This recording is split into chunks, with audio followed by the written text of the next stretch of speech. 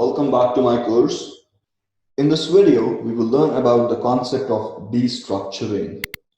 Destructuring allows us to unpack arrays or objects into a bunch of variables.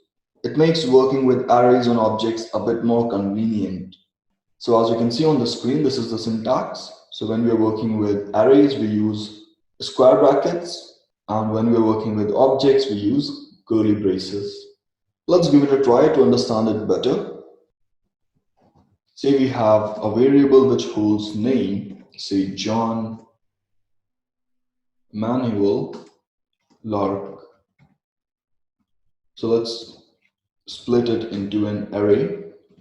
Let's say name array name dot split on the basis of space.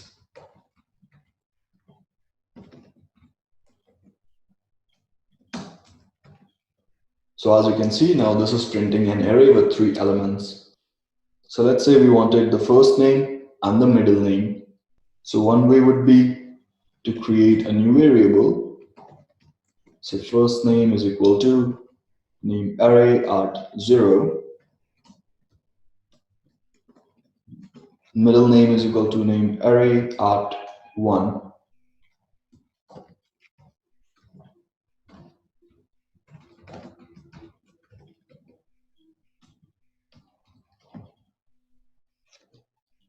This works fine, no issues, but there's a better way to do it.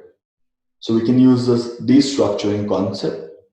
So instead of writing it like this, what we can do is let square brackets, and inside this square bracket, we can give the variable names. So first name and middle name is equal to our name array.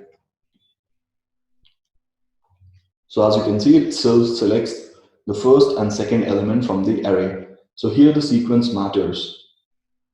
So if you write it like this, so as you can see, it's storing the first element in the first variable, which is middle name, and the second element, which is Manuel, inside the first name variable. So this is wrong. So here the sequence matters.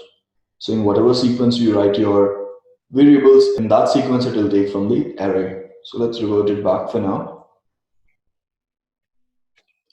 Similarly, say you wanted the last name, so you could simply do comma last name.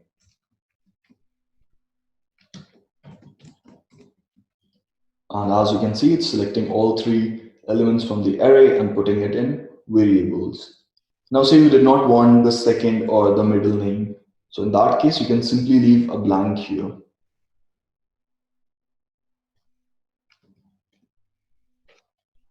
So as you can see, the first name is storing John and the last name is storing Lark. So that's how, if you don't want to select some element at some position, you can simply leave blanks like this. The name of these variables could be anything, A, B, C, string 1, string 2, string 3. But here it made sense to call them first name, last name, and middle name. So that's why we went ahead with that. So it's up to you. You can give it any name you like. Similarly, the same destructuring concept can also be used for objects. So let's say we have this object, say person, first name, John, middle name, Manuel, last name, say Lark, age, say 28. Now say you want to create some variables with first name and last name. So you can use curly braces because now we're working with objects. First name, comma, last name is equal to person. So let's try printing these.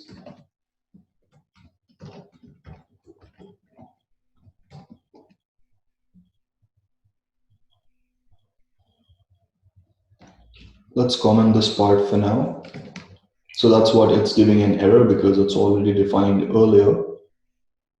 So as you can see, it's printing John and Lark. Now if you notice, I did not leave an empty space here to skip middle name.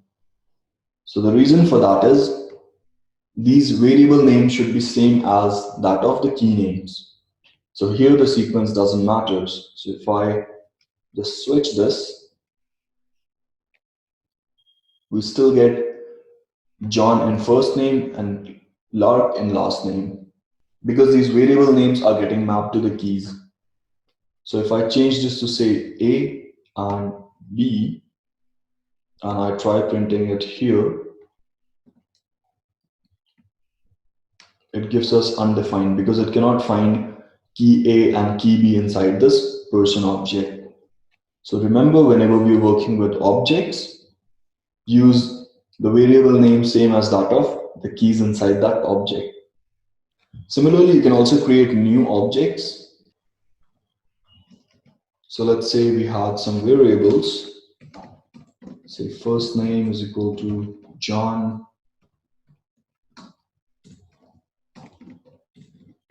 last name is equal to Lark, and say age is equal to 28. Now let's say we want to use the same key. So first name is equal to first name, last name is equal to last name, and age is equal to age. So if you try printing it, we get an object with first name, last name, and age. So this was one way of doing it.